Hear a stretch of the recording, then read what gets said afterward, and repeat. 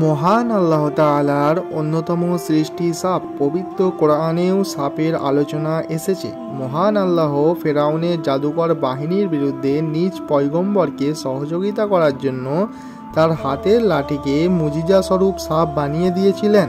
আবার হাদিসে আছে, যারা তাদের সম্পদের জাকাত আদায় করবে না, পরকালে তাদের সম্পদ সাপ হয়ে তাদের দংশন করবে। কেউ কেউ মনে করে সাপ অভিশপ্ত প্রাণী, কিন্তু প্রকৃত কথা হলো সাপ বিচ্ছু প্রকৃতির উপাদান। এগুলোর ভালো মন্দ দুই দিকই আছে। পরিবেশের ভারসাম্য রক্ষায় অন্যান্য প্রাণীর মতো সাপেরও বহু ভূমিকা আছে।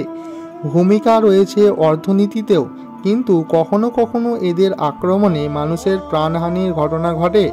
বিশ্ব স্বাস্থ্য সংস্থার তথ্য মতে বিশ্বে প্রতি বছর আনুমানিক 54 লাখ মানুষ সাপের কামড়ের শিকার হয়। এর মধ্যে প্রায় লাখের মতো মানুষ মারা যায়, আর 4 লাখ মানুষ সাপের কামড়ে পঙ্গু ও অঙ্গ বিকৃতির শিকার হয়। তাই নবীজি সাল্লাল্লাহু আলাইহি সাল্লাম সাপের ব্যাপারে উম্মতকে সতর্ক করেছেন। কখনো এদের দ্বারা আক্রান্ত হওয়ার আশঙ্কা দেখা দিলে এদের হত্যা করার অনুমতি দিয়েছেন। এমনকি নামাজের ভেতরেও যদি অনিষ্টকারী সাপের উপস্থিতি টের পাওয়া যায়, তবে তখন সাপের অনিষ্ট থেকে বাঁচতে আগে সাপ সামলানোর পরামর্শ দিয়েছেন। হাদিস শরীফে ইরশাদ হয়েছে, আবু হুরাইরা রাদিয়াল্লাহু তাআলা আনহু বলেন, তোমরা নামাজরত অবস্থায় কালো সাপ ও কালো বিচ্ছু হত্যা করো। আবু দাউদ হাদিস নম্বর 921। কেননা এ দুটি প্রাণী বিষাক্ত, যে কোনো মুহূর্তে তারা মানুষের জীবনহানি করার মতো ক্ষতিও করে ফেলতে পারে। তাই কখনো তারা মানুষের খুব কাছাকাছি চলে এলে এবং তাদের দ্বারা আক্রান্ত হওয়ার আশঙ্কা দেখা দিলে অবশ্যই তাদের হত্যা করার সুযোগ রয়েছে। বিশেষ করে যেসব সাপের মানুষের ক্ষতি করার প্রবল আশঙ্কা রয়েছে। ইবনে উমার রাদিয়াল্লাহু তাআলা আনহু থেকে বর্ণিত, তিনি নবী সাল্লাল্লাহু আলাইহি সাল্লামকে মিম্বারের ওপর ভাষণ দানের সময় বলতে শুনেছেন, সাপ মেরে ফেলো, বিশেষ করে মেরে ফেলো ওই সাপ যার মাথার ওপর দুটো সাদা রেখা আছে এবং লেজ কাটা সাপ। কারণ এ দুই প্রকারের সাপ চোখের জ্যোতি নষ্ট করে দেয় ও গর্ভপাত ঘটায়। বুখারী হাদিস নম্বর 3297। তবে কোনো ধরনের ক্ষতির আশঙ্কা না দেখা দিলে নির্বিচারে সাপ হত্যা করা ইসলামের দৃষ্টিতে অনুমোদিত নয়। আব্দুল্লাহ রাদিয়াল্লাহু তাআলা আনহু থেকে বর্ণিত, তিনি বলেন, একদা আমি একটি সাপ মারার জন্য তার পিছু ধাওয়া করেছিলাম। এমন সময় আবু লুবাবা রাদিয়াল্লাহু তাআলা আনহু আমাকে ডেকে বলেন, সাপটি মেরো না। তখন আমি বললাম, আল্লাহর রাসূল সাল্লাল্লাহু আলাইহি ওয়াসাল্লাম সাপ মারার জন্য আদেশ দিয়েছেন।